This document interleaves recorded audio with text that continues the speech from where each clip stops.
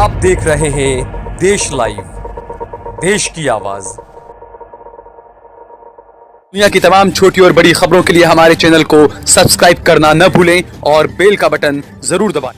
आने वाले दिनों में देश की अर्थव्यवस्था की हालत और भी ज्यादा खराब हो सकती है। दूसरी तिमाही में जीडीपी ग्रोथ 4.2% तक गिर सकती है। पहले से सुस्ती से जूझ रही अर्थव्यवस्था के लिए आने वाला वक्त और ज्यादा बुरा हो सकता है।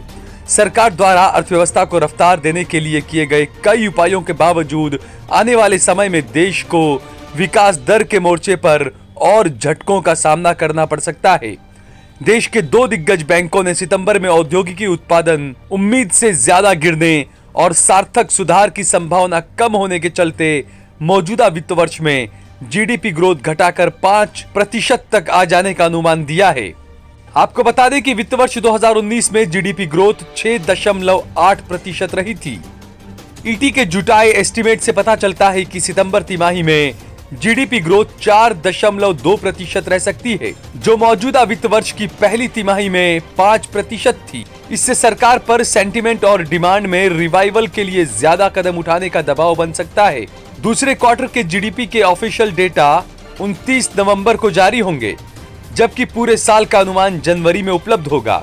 स्टेट बैंक ऑफ इंडिया के इकोनॉमी रिसर्च डिपार्टमेंट की मंथली रिपोर्ट इकोरैप के मुताबिक दूसरे क्वार्टर में ऑटोमोबाइल की कम सेल्स, एयर ट्रैफिक मूवमेंट में सुस्ती, कंस्ट्रक्शन और इंफ्रास्ट्रक्चर में घटते निवेश के चलते जीडीपी ग्रोथ रेट 4.2 तक आ सकती है। एसबीआई की रिपोर्ट में पूरे साल में जीडीपी ग्रोथ 5% रहने का अनुमान दिया गया है, जो पहले 6.1% बताया गया था। रिपोर्ट में रिजर्व बैंक की तरफ से दिसंबर के मॉनिटरी पॉलिसी रिव्यू में बड़े रेट कट होने का भी अनुमान लगाया गया है, लेकिन बैंक के हिसाब से आरबीआई के लिए ऐसा करना सही नहीं होगा। आपको बता दें कि जून क्वार्टर में भी जीडीपी ग्रोथ 5% थी, जो पिछले 6 साल की सबसे कम ग्रोथ थी। सोमवार को जारी आंकड़ों के मुताबिक सितंबर की औद्योगिक उत्पादन दर 4.3% घटी है।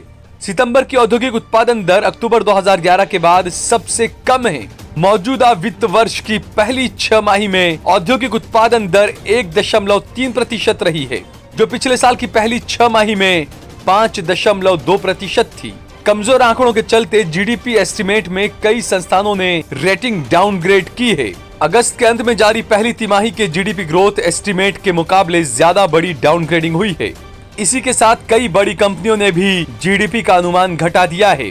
कोटक महिंद्रा बैंक ने दूसरी तिमाही में जीडीपी ग्रोथ 4.7% रहने का अनुमान दिया है, जबकि पूरे वित्त वर्ष के लिए उसका अनुमान 5 का है। ऐसे में मोदी सरकार पर एक बार फिर से झूठ बोलने का आरोप भी लग रहा है।